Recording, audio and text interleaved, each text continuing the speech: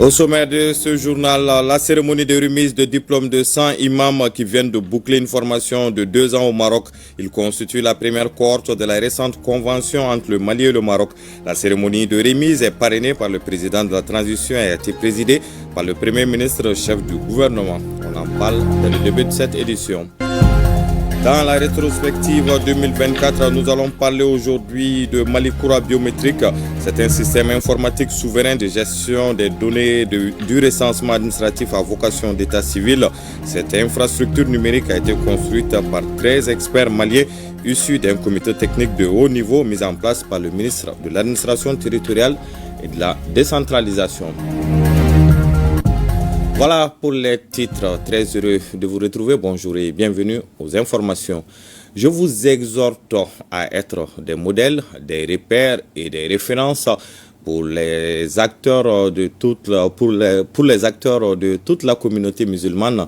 C'est en ces termes que le Premier ministre, ministre de l'administration territoriale et de la décentralisation, le général de division Abdoulaye Maïga s'est adressé hier au CICB aux 100 imams qui viennent de boucler une formation de 2 ans au Maroc. C'était à l'occasion de la remise des diplômes à cette première cohorte de la récente convention entre le Mali et le Maroc. La cérémonie, parrainée par le président de la transition et présidée par le premier ministre chef du gouvernement, s'est déroulée en présence des responsables des fêtières religieuses de notre pays. Le reportage de Mamari Kone et Aliou Touré.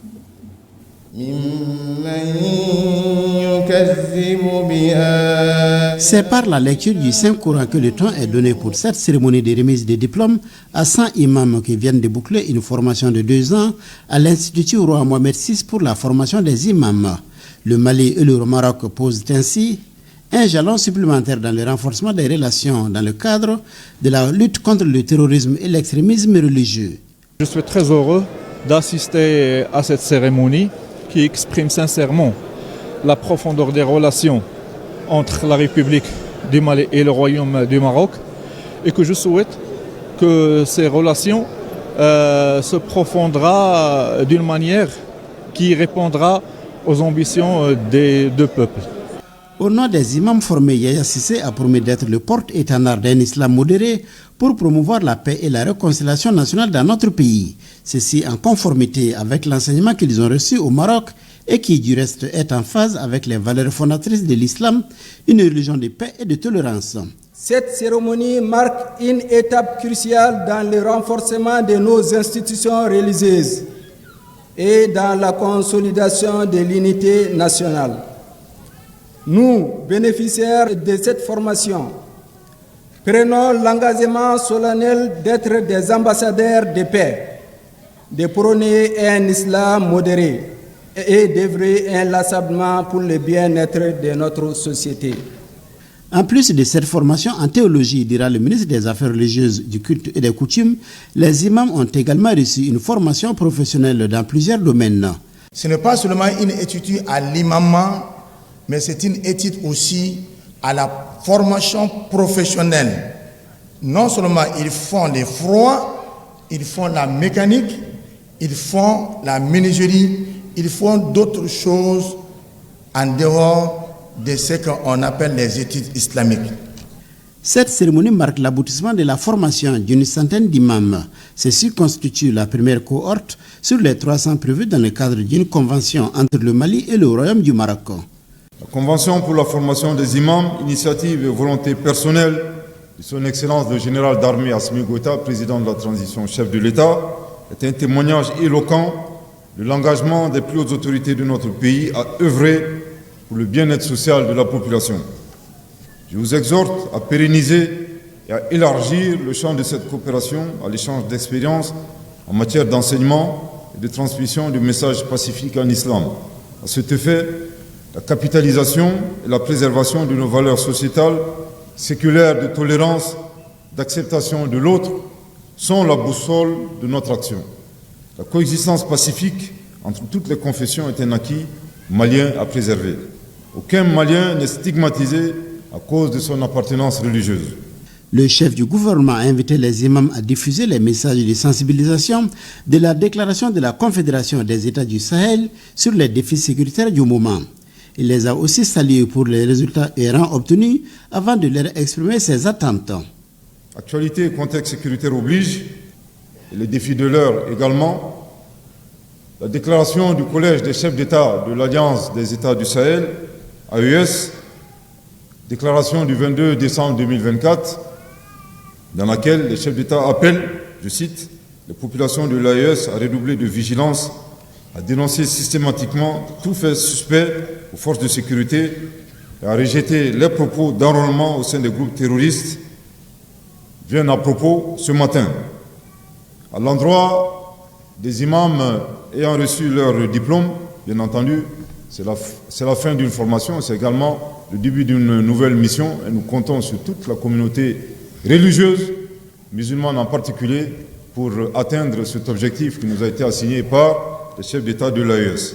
Vous avez franchi avec succès une étape décisive de votre vie spirituelle à travers une formation à l'Institut du roi Mohamed VI de Rabat, une institution de renommée mondiale dédiée à la promotion d'un islam de paix, de tolérance et de modération. En plus des félicitations que je vous adresse, je tiens à vous rappeler que le défi le plus important reste l'application des connaissances et des savoirs acquis lors de votre formation. Je vous exhorte donc à être des modèles, des repères et des références pour les acteurs de toute la communauté musulmane. Le général de division Abdoulaye Maïga a enfin invité les imams formés à accomplir avec fierté cette noble mission qui vient de leur être confiée en bâtissant un islam de paix, d'union et de tolérance. Je vous le disais dans les titres, l'année 2024 a été marquée au plan technologique par la construction de Malikoura biométrique. C'est un système informatique souverain de gestion des données du recensement administratif à vocation d'état civil RAVEC. Cette infrastructure numérique a été construite par 13 experts maliens issus d'un comité technique de haut niveau mis en place par le ministre de l'administration territoriale et de la décentralisation. Malikoura biométrique a été présenté, on se rappelle, en février 2024 au général d'armée Assimi Goïta, président de la transition. Les 13 experts ont été décorés chevaliers de l'ordre national par le président de la transition pour leur acte patriotique. Le président de la transition avait rappelé que le Mali est un peuple millénaire et résilient qui doit toujours croire en ses capacités. Éclairage rétrospectif de la cérémonie de présentation dans ce commentaire signé Garibou Pérou. Bloqué, verrouillé, saboté, donc pris en otage par une société française, le Mali a récupéré avec succès son système informatique souverain de gestion des données du recensement administratif à vocation d'état civil RAVEC. C'était au bout de plusieurs mois de bataille à intensité variée que finalement les experts nationaux ont gagné cette guerre de souveraineté numérique. Le trophée s'appelle Malikoura Biométrie. Après 3 semaines de travail intensif jour et nuit, mon équipe et moi avons pu récupérer tous les mots de passe de tous les serveurs. Nous avons également récupéré et sécurisé les données de la population malienne. Sur le plan logiciel, le temps de démarrage de Malikoura Biométrie est de 10 minutes, contre 45 minutes pour l'ancien système. Le temps d'arrêt également est de 30 minutes, contre 4 heures pour l'ancien système. Il n'y a pas de prestataire étranger pour les contrats de maintenance. Subitement, la société française avait interrompu sa prestation et puis elle a refusé d'honorer ses engagements en matière de transfert de compétences. C'était mal connaître le génie malien. Le système a été non seulement récupéré, mais en plus basculé sur Malikoura Biométrie. Tenez-vous bien, les 10 basculements a coûté 0 francs CFA au budget d'État. À l'origine de cette initiative, je voudrais rappeler la réaction du coordinateur du projet. Il a affirmé que la prise en otage de la base de données était une humiliation pour les informaticiens maliens avant de proposer ces services de manière bénévole.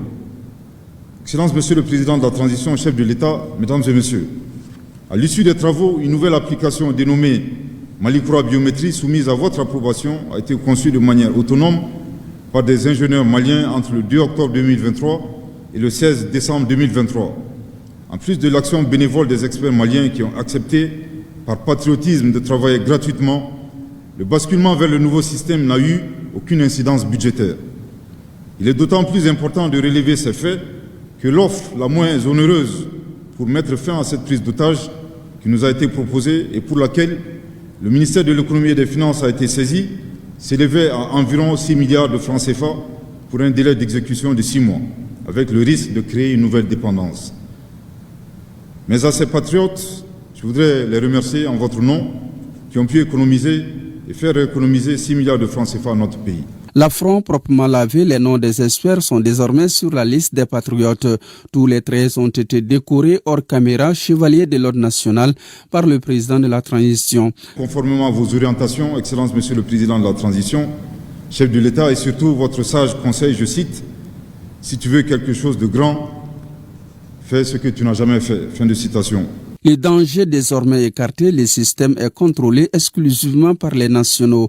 Le président Goïta vient ainsi d'inaugurer les boulevards de la souveraineté numérique. La nouvelle solution appelée Malikura Biométrie représente une avancée majeure pour notre pays, le Mali. Les offres de cette nouvelle solution permettront désormais à nos concitoyens de bénéficier des services de qualité dans les meilleures conditions. À travers la présentation qui a été faite, le nouveau système en tant que solution souveraine développée par des Maliens offre une multitude de perspectives pour notre pays. Malikura Biométrie est un système moderne d'identification biométrique qui va contribuer à renforcer la sécurité intérieure et à rendre plus fiables nos documents administratifs. Mesdames et messieurs, pour aller vers le Mali numérique, j'invite les structures nationales à s'engager vers l'arrimage de leur base de données biométriques à Malikura Biométrie, en tenant compte de leurs besoins spécifiques. Cela simplifiera les procédures administratives, renforcera la cohérence des informations et contribuera à lutter contre la fraude et la corruption. Un avenir plus sécurisé est le souhait du président Goïta. Il s'est adressé aux experts et par la même occasion à l'ensemble du peuple malien. Messieurs les experts nationaux, l'histoire retiendra que malgré les difficultés du moment, vous avez pu relever les défis.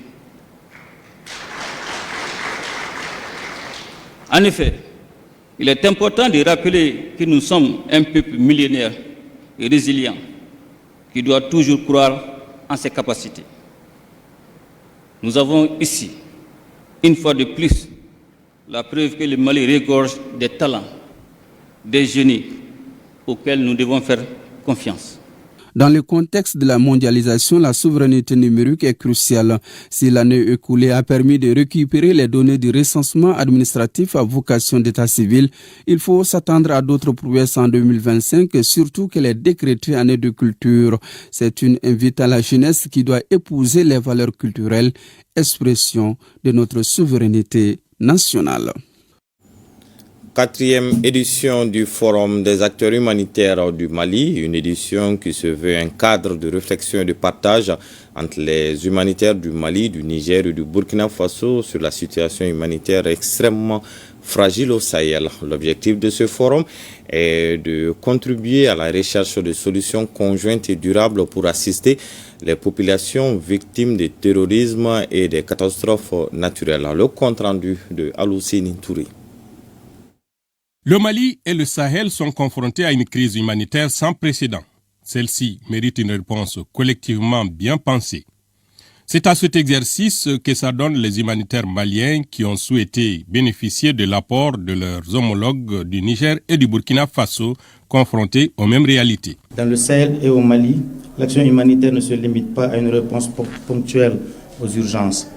Elle est devenue un pilier indispensable pour préserver les vies et restaurer l'espoir. Mais nous le savons, il ne suffit pas de secourir, il faut également reconstruire, renforcer et prévenir. Cela implique une coordination accrue entre les acteurs locaux, nationaux et internationaux, une inclusion active des communautés dans la conception, la mise en œuvre des solutions, un lien indissociable entre l'humanitaire et le développement pour bâtir des systèmes de santé solides, autonomes et résilients. Aujourd'hui, plus que jamais, nous devons transformer nos approches.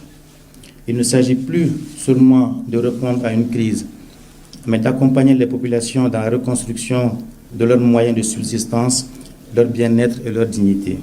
Le département en charge de l'action sociale a exprimé sa volonté de joindre ses efforts à ceux des acteurs pour une solution concertée à la situation humanitaire désolante que vivent nos compatriotes. Nous suivrons avec beaucoup d'intérêt en tout cas les discussions qui vont sortir de vos forums, les recommandations qui vont sortir de ces forums. Le gouvernement s'engage par ma voix en tout cas à les suivre et les mettre en œuvre ceux qui sont possibles d'être mis en œuvre.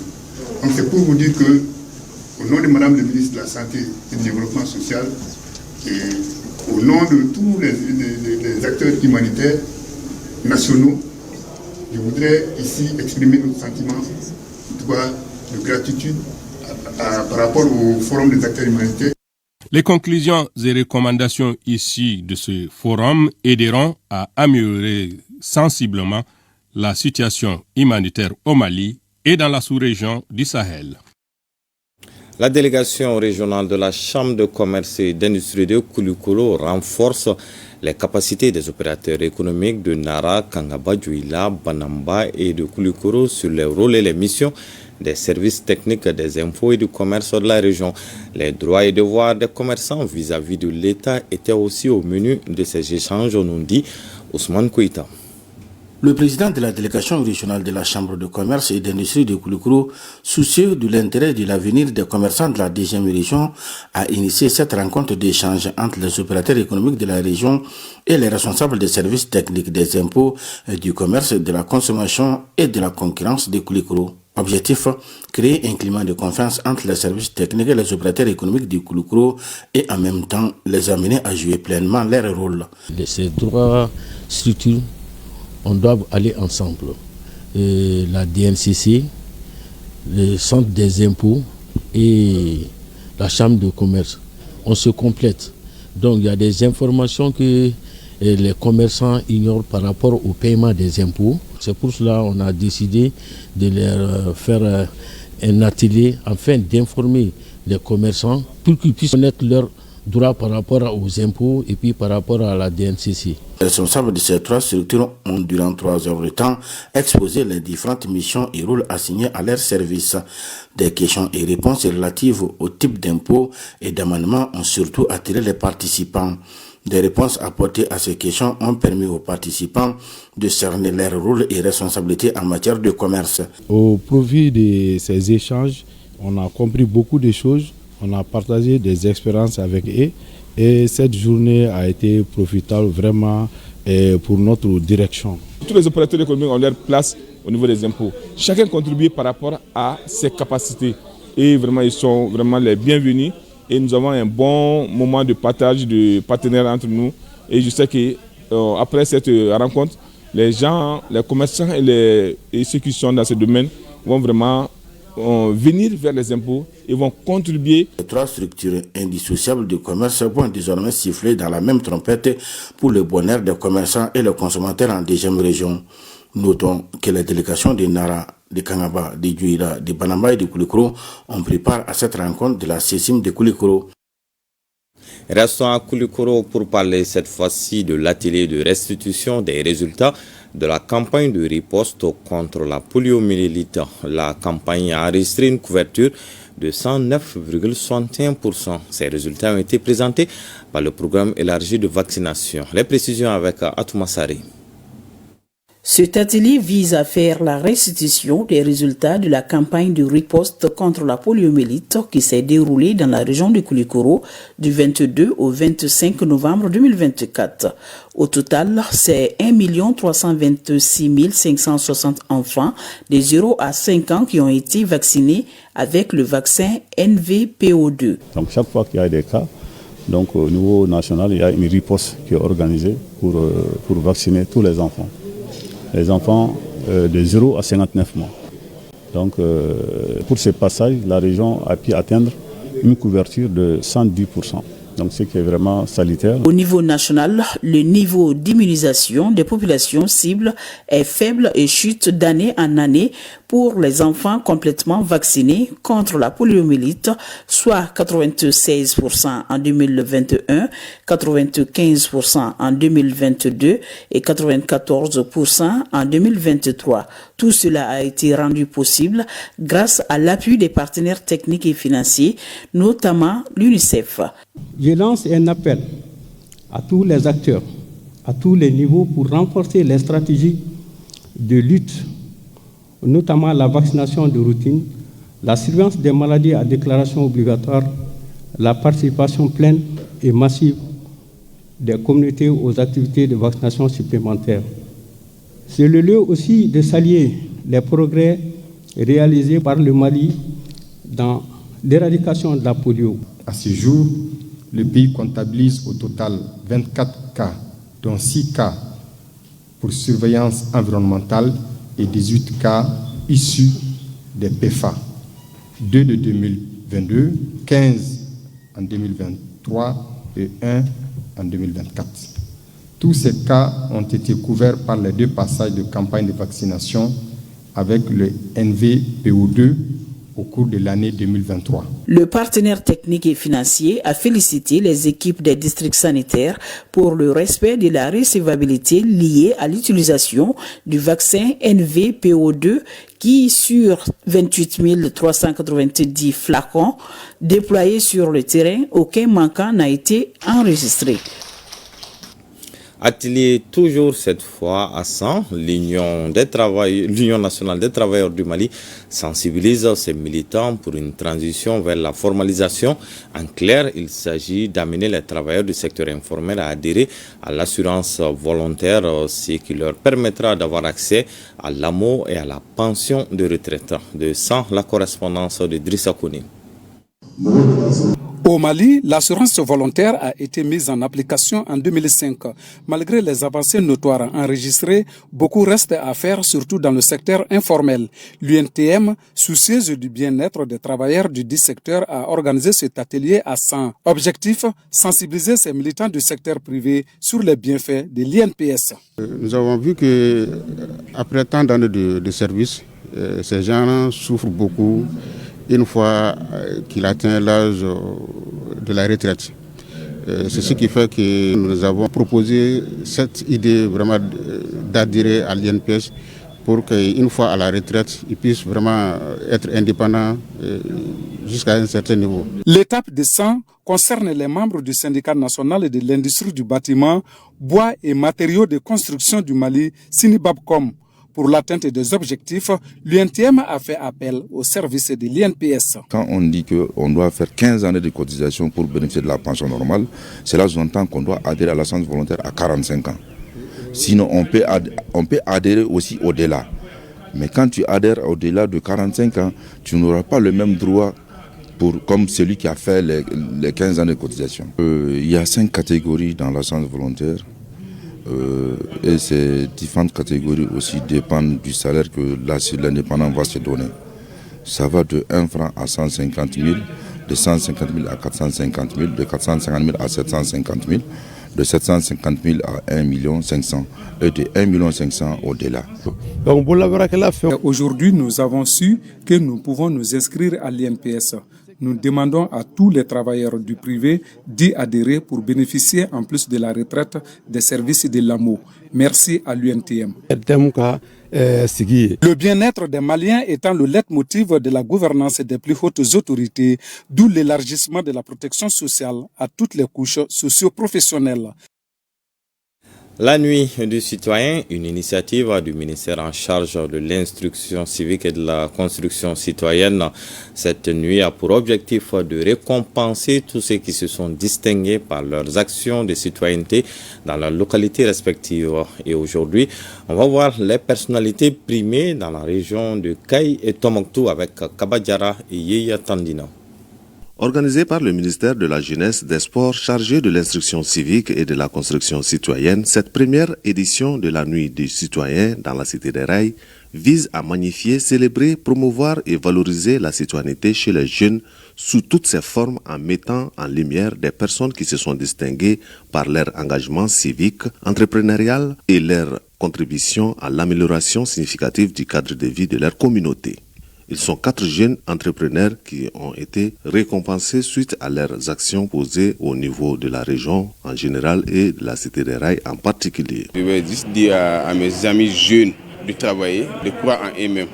Être jeune, ce n'est pas une fatalité, mais la fatalité, c'est de ne pas croire en soi, de croire en soi-même. Et puis vraiment, je tiens à remercier les initiateurs par rapport à cette initiative. Dans son intervention, le chef de l'exécutif régional a invité tous les Caïsiens à en faire autant. Cette cérémonie n'est pas seulement un moment de reconnaissance, mais aussi un appel à tous les citoyens de notre région à suivre l'exemple de ceux qui vont être primés ce soir.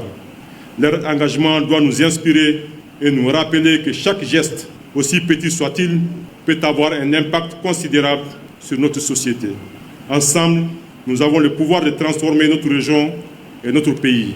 Je voudrais aussi souligner l'importance du rôle du ministère en charge de l'instruction civique et de la construction citoyenne, sous la direction du ministre Abdul Kassim Fomba, qui œuvre sans relâche pour encourager et renforcer le civisme à travers des actions concrètes. La remise des trophées aux citoyens exemplaires a mis fin à cette cérémonie de cette première édition Nuit du citoyen. Promouvoir et valoriser la citoyenneté chez les jeunes sous toutes ses formes, c'est bien l'objectif visé par cette Nuit du citoyen. Cette première édition est une initiative du département de la jeunesse et des sports chargé de l'instruction civique et de la construction citoyenne. Dans le souci et dans l'objectif de magnifier et de célébrer les jeunes qui incarnent les valeurs de citoyenneté, de civisme, d'exemplarité. Donc c'est dans ce sens que les plus hautes autorités à travers le département de la jeunesse et des sports ont initié cette première édition qui est dédiée à la Nuit du citoyen. Et ceux qui sont concernés, c'est les jeunes qui sont concernés, les jeunes qui amènent des actions dans le cadre de la citoyenneté, dans le cadre du civisme. Ce concours a mis en compétition des jeunes et au-delà de la jeunesse, des citoyens tout court de l'ensemble des cercles de la 6e région. Une nuit spéciale a été organisée pour la proclamation des résultats. 12 récipiendaires ont été récompensés à travers des trophées de l'excellence en engagement citoyen pour la femme citoyenne la plus engagée, de l'entrepreneur citoyen et le trophée de la redevabilité financière citoyenne. Et nous pensons que ceux qui ont mérité, l'ont mérité à travers leurs actions.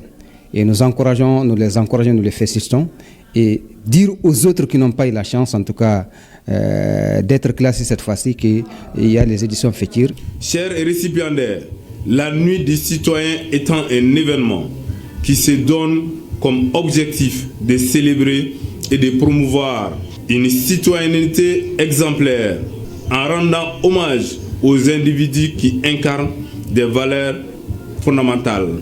J'ose espérer, vous serez des ambassadeurs et des ambassadrices de la lutte contre la corruption, l'incivisme, le désengagement social et les inégalités à travers notre région, à travers tout le Mali. Les forces vives de la région ainsi que d'autres acteurs politiques, administratifs et militaires ont pris part à la soirée gala animée par des artistes locaux. La 11e édition du festival Spot on Mali Music se tiendra du 10 au 11 janvier 2025 à la Maison des Jeunes de Bamako. L'annonce a été faite au cours d'une conférence de presse animée par les organisateurs. Ce festival est un cadre de collaboration entre le Conservatoire danois et les écoles d'art du Mali, notamment le Conservatoire des arts et des métiers du multimédia Balafaseke Kouyaté et l'Institut national des arts. Le reportage de Ibrahim Kaoukonati. D'année en année, le festival Spot on Mali Music se dresse comme une foire aux artistes musiciens et les professionnels de la musique. C'est l'occasion pour les jeunes talents et ceux déjà connus d'étaler tout leur savoir-faire devant les producteurs internationaux. L'objectif recherché est de permettre aux artistes de pouvoir décrocher des contrats à l'extérieur. C'est une opportunité au niveau national et international de présenter sa musique. Donc c'est ça vraiment l'objectif du festival. Le thème cette année c'est Niye Yiriju Son, Sinidim Son Banafaye. C'est symbolique, c'est une métaphore.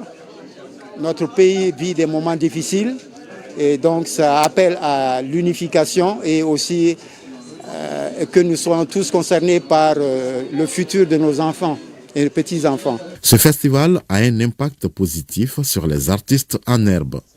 Il leur offre une première chance de se produire sur des grandes scènes. Comme vous le savez bien, l'année passée, c'était notre 10e édition. Et pour cette 10e édition, j'ai tout fait pour que au moins un artiste soit retenu pour promouvoir la musique malienne en Scandinavie. Donc, Virginie Dambélé a été sélectionnée. Donc, nous sommes en train de préparer une tournée pour elle en Scandinavie, particulièrement le Danemark et la Suède. Il y a déjà 10 dates qui sont déjà fixées et aussi des rencontres dans des conservatoires pour faire des workshops. Du 10 au 11 janvier prochain, à la Maison des Jeunes de Bamako, 12 artistes vont se produire sur scène. 2 du Conservatoire Balafasseki Kouyaté et l'Institut national des arts, ainsi que des invités de marque comme Amadou et Mariam et Oumou Demba Kouyaté. C'est la fin de ce journal. Merci de l'avoir suivi. Prochain rendez-vous avec l'information, c'est à 20h et ce sera avec Khadija Toukouni.